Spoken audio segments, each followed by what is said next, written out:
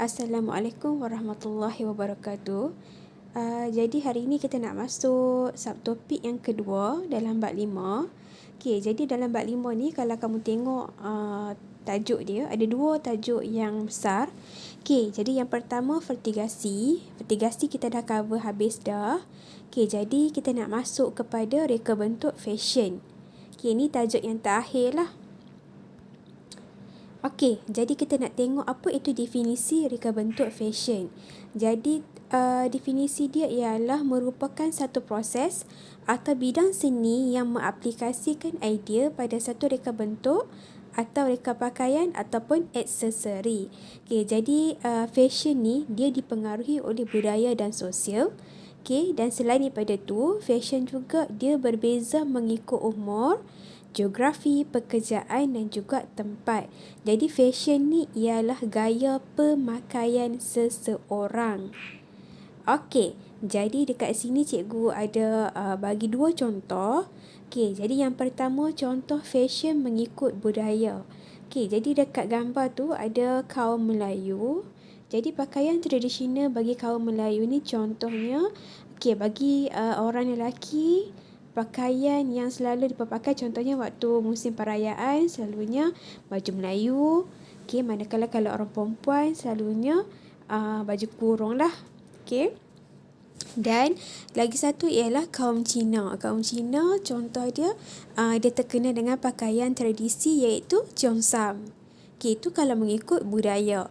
Okey, yang kedua contoh kalau mengikut geografi. Okey, contoh katakan tempat sejuk. Okey, di tempat yang sejuk ataupun di negara-negara yang sejuk, pakaian yang sesuai untuk dipakai ialah baju yang berkulit. Inilah tebal lah. Okey, berbanding kalau contoh dekat Malaysia. Malaysia ni suhu dia panas.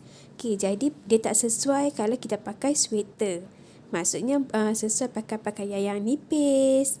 Okey, itu kalau mengikut geografi. Okey, contoh yang lain ialah mengikut pekerjaan. Contohnya ialah guru. Okey, pakaian yang sesuai untuk seorang guru ke sekolah, katakan kalau cikgu perempuan baju kurung. Okey, cikgu lelaki katalah kemeja. Okey, itu antara beberapa contoh lah. Fashion mengikut budaya, geografi dan juga pekerjaan. Okey, seterusnya kita nak tengok ialah kerjaya dalam bidang reka bentuk fashion. Kerjaya pekerjaan. Okey, yang pertama ialah pereka fashion ataupun kita panggil fashion designer. Jadi dekat Malaysia ni ada beberapa fashion designer yang terkenal. Contohnya Rizman Rozami, Datuk Rizal Man. Okey, jadi apa tugas pereka fashion ataupun fashion designer? Jadi tugas dia ialah menghasilkan lakaran atau ilustrasi reka bentuk fashion yang baru. Maksudnya dia kena menghasilkan fashion yang baru. Okey, jadi lakaran ni dia boleh dibuat secara manual ataupun menggunakan bantuan komputer. Okey, kerjaya yang kedua ialah peramal fashion ataupun dalam bahasa Inggeris dia ialah fashion forecasting. Jadi peramal fashion ni dia merupakan individu yang terlibat dalam membuat ramalan. Okey, ramalan fashion yang akan popular pada masa akan datang. Jadi peramal fashion ni dia kena buat ramalan pada tahun hadapan fashion macam mana yang akan diminati oleh setiap orang. Jadi peramal fashion ni dia perlu buat analisis dari segi fabrik, maksudnya jenis kain. Okey, corak, warna, tema, bentuk dan juga lain-lain lah. Okey, itu peramal fashion. Okey, kerjaya yang ketiga ialah tenaga pengajar fashion ataupun kita panggil cikgu lah, tenaga pengajar tu. Jadi tugas tenaga pengajar ni adalah mengajar secara langsung kemahiran menjahit. Maksudnya dia ada ilmu menjahit dan dia perlu sampaikan kepada pelajar-pelajar dia. Okey, berkaitan dengan jahitan. Jadi tenaga pengajar ni dia terdiri daripada guru sekolah, okey, pensyarah di kolej komuniti. Katalah kolej komuniti tu dia ada bidang menjahit. Okey, jadi Pensyarah tu kita panggil tenaga pengajar lah. Okay, universiti dan juga institut kemahiran. Okay, dan kejayaan yang keempat ialah perunding imej ataupun image consultant.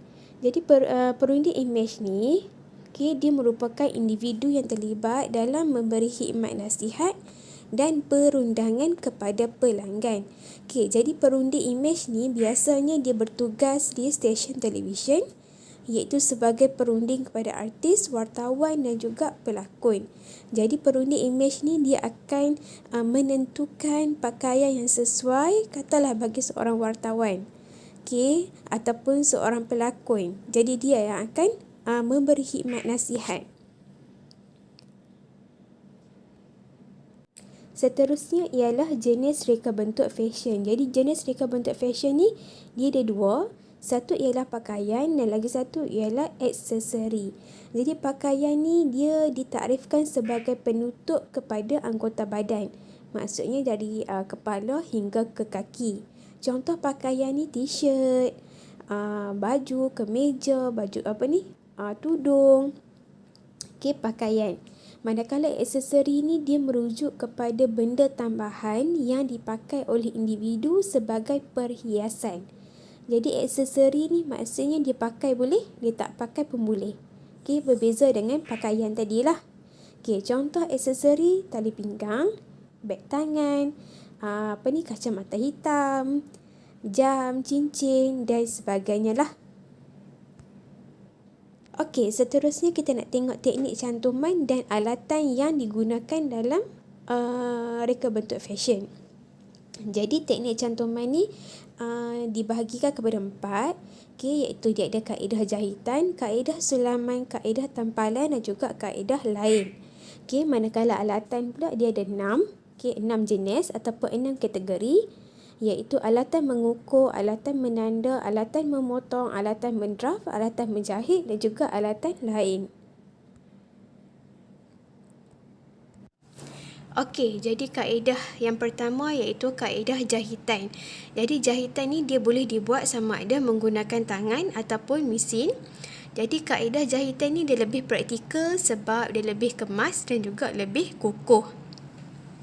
Okey, kaedah yang kedua iaitu kaedah sulaman.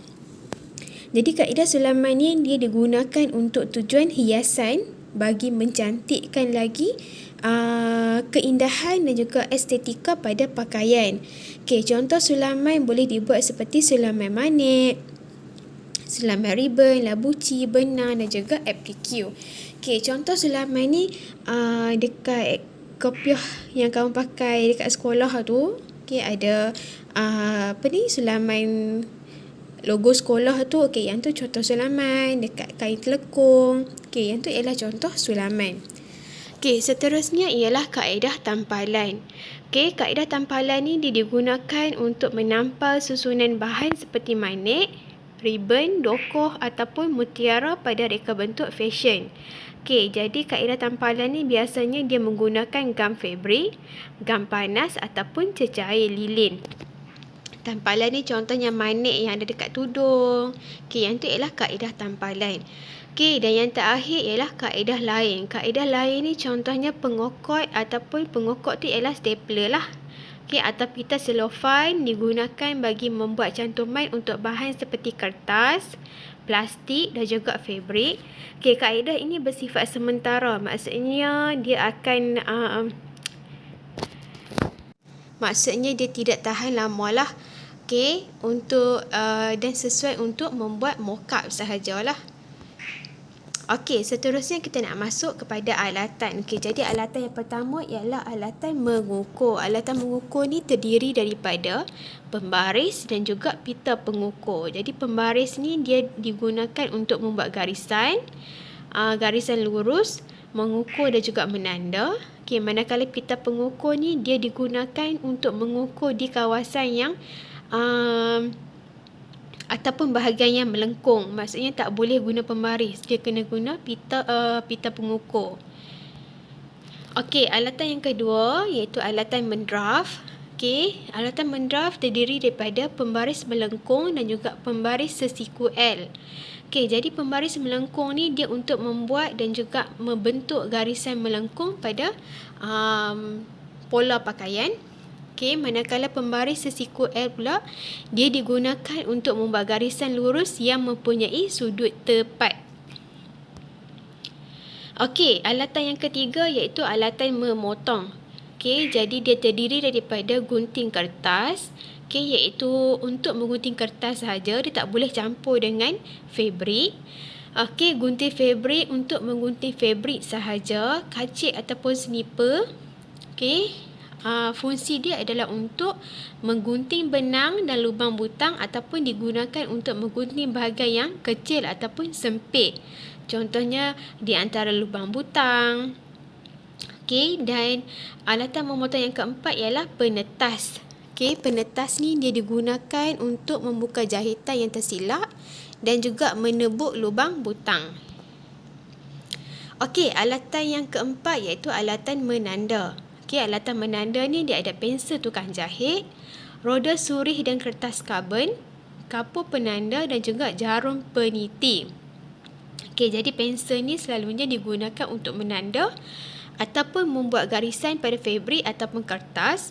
Okey, roda surih ni untuk memindahkan garis pemadam ke fabrik.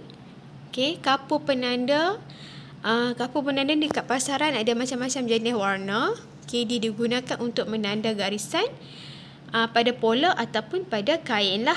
Okey, dan juga jarum peniti ni untuk menyemat pola pada fabrik dan menetapkan kepingan fabrik sebelum menjahit. Okey, alatan yang kelima, okey, iaitu alatan menjahit, ada jidal. Okey, jidal ni dia disarungkan di jari yang di jari tengah. Okey, pada tangan yang kita nak menjahit lah. Dia untuk mengelakkan jari kita tercucuk ataupun terkena jarum. Okey, seterusnya jarum jahit tangan. Jarum jahit tangan ni ada pelbagai jenis saiz. Okey, mesin jahit dan juga mesin sulaman. Mesin sulaman ni dia berbeza dengan mesin jahit sebab dia khusus untuk menjahit sulaman sahaja. Okey, dan yang terakhir iaitu alatan lain. Okey, alatan lain ni terdiri daripada tweezer. Okey, tweezer ni selalunya untuk memasukkan benang ke dalam lubang jarum ataupun untuk memegang batu perhiasan. Okey, kita nak kepit magnet dekat kat tudung. Okey, seterusnya ialah pistol perekat panas. Okey, dia digunakan untuk mencairkan perekat panas semasa menggelu. Okey, seterusnya ialah pengokot ataupun stapler. Okey, dia digunakan untuk mencantum kepingan-kepingan kertas. Dan yang terakhir ialah pita selofan ataupun kita panggil selotip. Okey, dia digunakan untuk mencantum ataupun melekat. Okey, jadi itu sahaja nota kamus salin berdasarkan slide yang cikgu baca tadi. Okey, tulis hari dan juga tarikh. Okey, sekian, terima kasih. Assalamualaikum.